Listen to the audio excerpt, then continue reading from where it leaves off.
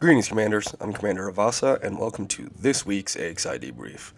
Now, please excuse the voice this week. I've had the flu all week. I'm still currently recovering from that, so it's kind of taken its toll on my voice this week. So currently, all systems are clear. We're still waiting on FDev to flip the switch to give us some conflict zones to go shoot around in, and I'm really hoping not to report that every week for the next 4 to 5 months. That there's nothing to report in this section, so I really hope they give us something for this. Our friends over at Operation Hydra have completed their 104th or 105th station repair, I believe. I'm losing track now. But if you ever want to get involved with Operation Hydra, please head down to their Discord for further information. Now, just because there hasn't been any new content for Elite at the moment, it doesn't mean that content creators are not hard at work providing all commanders something to look forward to. So with that, I'd like to start off with saying thank you to our friends over at the Loose Screws podcast mentioning this debrief during their podcast. If you haven't checked them out yet, go ahead and check out the Loose Screws podcast. I will go ahead and link it down below. They're a great group of guys to listen to, especially when you're just flying around and taking in the sights. So once again, thank you to the guys over there. The pilot just released his most recent video on the Imperial Clipper, and like all of his previous content, it is a very well-produced ship commentary video. Of course, many of us within the AXI community like to raise our middle finger to the Clipper as an anti-Xeno ship. And Commander Xenos always has his weekly live streams out and his weekly Sidewinder slaughter events. One way I practice FA off accuracy is that I head over to a Sidewinder slaughter event, fit some railguns, and practice on Xenos. It does help improve my aim against the Thargoids, and it's a lot of fun, so go ahead and check out Xenos' channel for his weekly schedule. To those new to anti-Xeno combat, when you first go after a Guardian weapon, it is best to go for the Guardian Gauss Cannons. They are the current meta weapons in combating the Thargoids due to its great armor penetration, high damage output, and accuracy. But it does have a high heat generation, but with proper fire group management and spreading the bursts out, its heat output is extremely manageable with heat sinks.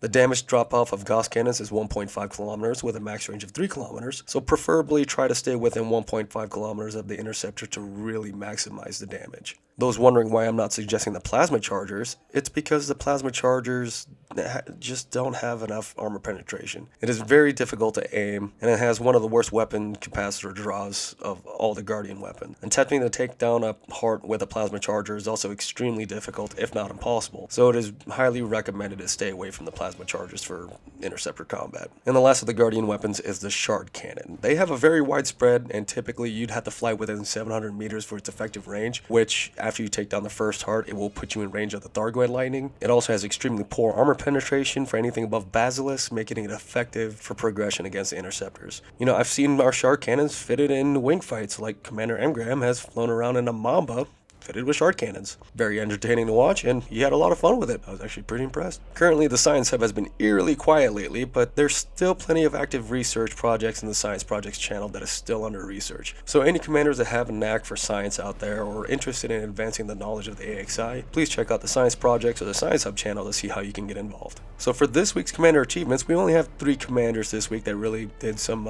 notable kills for it to be up here this week. And the first one's Commander Monsear for completing a Hydra solo kill in a cutter. Now, Commander Monsear also in the past day or two has also achieved all the other solo variant kills in his cutter. So it really shows that the commander is very, very well versed in the cutter, but also very knowledgeable in very good anti-Thargoid combat, so please congratulate Commander Monsear on that. Commander Mechan achieved a Medusa kill in a Clipper. Now this gives him his Vanguard rank. Now, again, the Clipper is just one of the worst ships you could ever use for AX combat, so please congratulate Commander Mechan on that. It is very nice to see a ship that is essentially garbage actually achieving kills like these, so it does prove it is very doable, but it does take some very skilled commanders to pull it off. And our ultimate kill of the week belongs to Commander Muquu, who achieved the second ever double Hydra solo kill, and he achieved it in a Federal assault ship. Now, the first ever double Hydra solo kill was achieved by Commander Maligno, so please congratulate Commander Muquu on this for becoming the second person to ever achieve this. Now, if you don't know, the double Hydra is a very, very hard instance to find